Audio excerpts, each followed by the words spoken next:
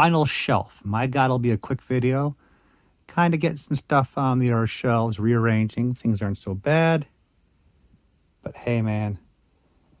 Space. The final frontier. Carpet, my God. So to save more time and wonky camera, here we go. Put them all down. Right off the bat, we have Stop Eco Villain, the Eco Sub. They didn't have to make all these vehicles if you think about it, but they did, and it's super sweet. The Eco Jailer, the Eco Sub, the Eco Glider. I'm happy. I think I did pick this one up as a kid on some massive discount at Toys R Us or something. So we have a nice, this should be sealed. Nope, like the Eco Glider, this one's dead stock, but the tape's open. The funny part is I still have, I kept buying these things for years thinking like I didn't have it because I just get overwhelmed, as you may have noticed. So I found 3 loose ones in the basement already. And you're kind of like, whoa, I like my Captain Planet, but not that crazy. But to keep a nice box sample like this, so we'll know where it is on the shelf, and we're going to chew through more stuff and figure out if there's a duplicate box one kicking around. But this is a little bit tougher than the Glider. I think it runs about $80 too. No one's like screaming their heads off like it's the rare European-only Duke Nukem or Captain Pollution, which is pretty tough. Or even tougher than that, which is the German-only Garbage Truck. They produced a garbage truck. I know, crazy. A lot of crazy, interesting Captain Planet European stuff because it was very popular in Europe after the line was kind of fading away in the U.S. Good piece to have, collection. We have, oh my God, is this Taratoy? Taratoy. No, this is by Barocco Enterprises. So what we have here is a bootleg space case. Taratoy was the company that produced the bootleg Star Wars cases and then produced like a fantasy case and a couple others. And they really, they knew they're making a knockoff, but they did a great job. They sat back and said, let's make some artwork that kids are going to remember. Unfortunately, I don't have anything inside this one. This company was very half-assed. They're like, my neighbor has a 10-year-old kid. I think the kid could draw something. Let's hire him and give him $5. This is the best they could do to compete with all the cases that were being produced, especially Star Wars. And on the flip side, now that we're years later, it just has its own quirkiness that makes it unique and fun. I mean, this is going to be very difficult to find, in my opinion. Limited edition run of a company that didn't really survive to make much more of it. A lot of more effort was put into this than I want to start thinking about, but here we are, we're thinking about it. So let's see what we got here. We have the gentleman here with his white snappy top on him. Notice the glasses, those look like V glasses from the V series. We have her, she looks like she's dressed as C-3PO with bug eyes. R2-D2 looks more like Batteries Not Included the movie, which is really pushing the envelope for the time frame on it. The spaceship, the Concorde just turned into the Enterprise upside down. And this guy, I don't know who he is, but he's the most devious and evil because he's wearing that outfit, and I bet you he's not wearing any underwear. So clearly he's evil, but at least he's wearing a belt. We have the special auction figure set. So whichever person decided to make a jumbo 3-pack this elongated for a Target exclusive was a freaking moron. They did not sell well, as you can see.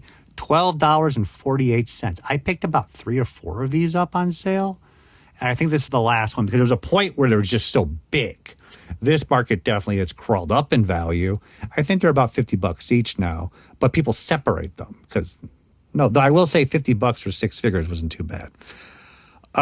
These are also recreations of the original vintage 3-packs from Empire, from Kenner. But when you get to rare ones like this, the FX7 Bespin packs and the Imperial sets, the original vintage ones can hit tens of thousands. I actually did pick up a open one version of the FX7 at the FX Toy Show in Florida many, many moons ago. But you're just not really finding these much in the wild as you used to, the vintage ones. So I'm going to let this go. It's fun stuff. It really is nice stuff, but it's just, Moving along.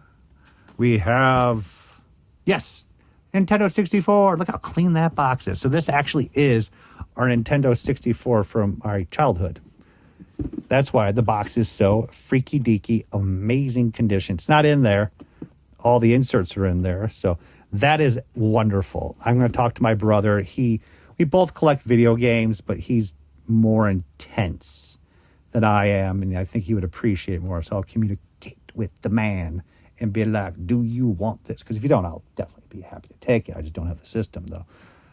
But look how crisp that is. You just don't find it like that either. I would probably hazard a Nintendo 64 in this clean shape with it inside would probably be a couple hundred, but might get a little extra premium. But ain't going anywhere. And then we have the Ewok Village. This is a monster playset. When you're a kid, you have to remember how big this playset is. It's twice the size as you are as an adult right now. So this is just, Christmas is Christmas for a reason. Lovely set, not sealed. I'm okay with, I think I bought this probably when I was like 12 or 15 at a collectible show. I'll have to, oh, wait, they got paper in here. We can identify when this actually was purchased. So I probably bought it around that time frame from somebody. Close enough. 1995. Oh my God. I just want to mention, everybody, that there will be an open house at Lincoln Park, new townhouse, 2,400 square feet, called Goldberg and Pearl, okay? It's going to have a jacuzzi. So we're all going to meet there and buy that place, okay? Got it? And it's a keeper. Like, this is a keeper. All the vintage Star Wars stuff, I don't have to have an AFA 85 Ewok Village chilling in an acrylic case. I'm okay with this. Carded figures are a little more different. Some vehicles are a little more adhered to, but also looking at the cash flow and how much money these things cost these days. Once again, people, be appreciative of the collection that you've built up over the years. The market where things are, just be happy with to what you have. It's just crazy now. And I'm learning that lesson myself more and more, let alone purging some of the stuff as well. But just be happy with that you have what you have. There are a lot of people coming in the market right now who are just slowly building up a collection, and it's very costly. And we are back now with the Castle Grayskull from 2000X and all that controversy. The playset really was a nice playset. They did a great job. I can't say that it sold well enough where you could still find these dead stocks sealed all day long. The market has not even absorbed everything. So I'd probably say the resale value on this is probably about $60, which is crazy, you know. But a lot of the 2000X series, though, how wonderful they are, with so much being produced of He-Man, new versions of old sculpts and new sculpts and detailed sculpts and new characters. I feel as though 2000X is by the wayside, and it's just looked upon as that time frame. Even the series is really been talked about. Granted, we didn't talk about the new series not being talked about either. I would say the Castle Grayskull, they did put a lot of effort into with a lot of the features and making it look like a nice playset. Mattel actually cared on this line, to be honest with you. It was just the mess ups of case assortments and so forth. I like how Skeletor's trying to bury himself in the sewer pit. Is that the drawbridge just getting into him? Why are they all just standing around? Why aren't they fighting? And I will say that, though. The original He-Man had amazing, gorgeous William George box paintings. They sold those toys with those paintings for years.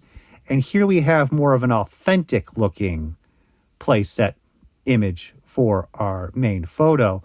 So I get it. It's portraying the toys more accurately, but it's also more like less dynamic. I'm just looking at Skeletor and how they should be attacking the castle or a battle should be ensuing. They're all just kind of chilling. And Roboto's firing off the missiles off to the sky for no reason. And Zora's just like, yo, check me out. Up above, we have the FX. This, at that time, was an amazing vehicle.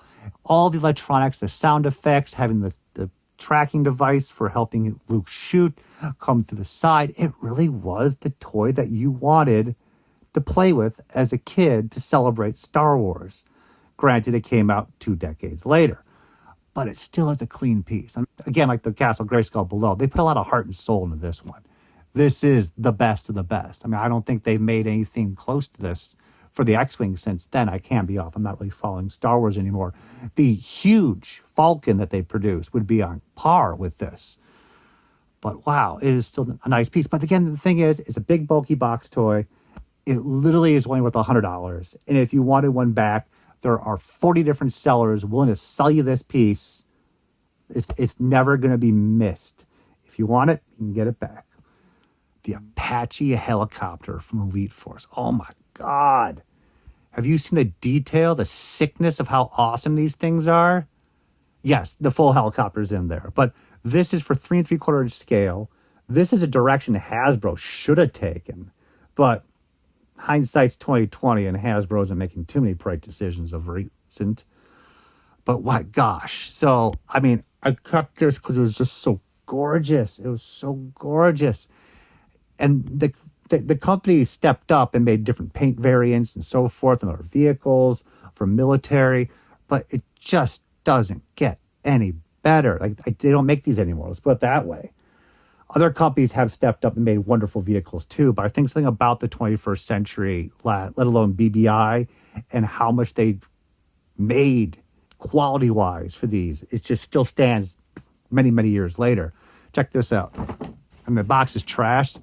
$10.99. That's what I bought in the store for, because how can you pass that up?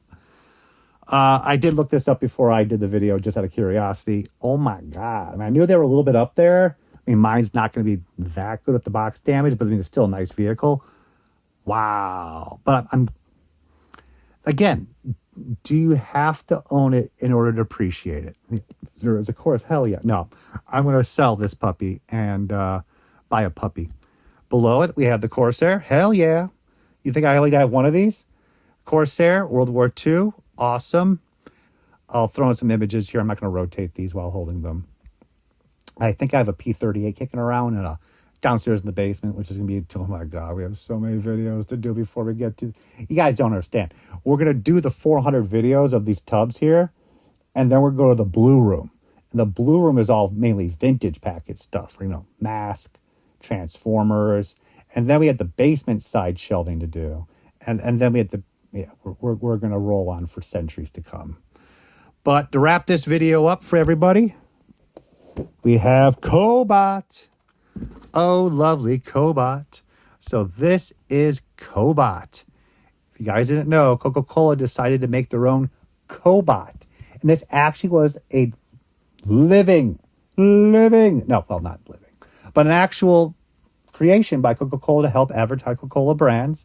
They made an actual toy you could purchase as well. This is a custom, if you haven't figured it out, of an original R2 painted as Cobot and a nice custom card. And look at that. This Cobot action figure. Very nice. And it was a limited edition for an event that you had to go to.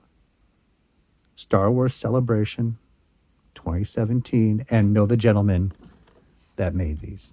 So I have picked up a few of these cute customs, and they're wonderful. So that clears up this shelf. We're going to move back to tubs now, and we're going to kick some serious ass. We're pulling out some more vintage stuff now. So no more well, there's going to be more Bakugan. But we're going to pull out vintage stuff, and you guys are going to be happy, because that's kind of what you're really hoping for, I believe.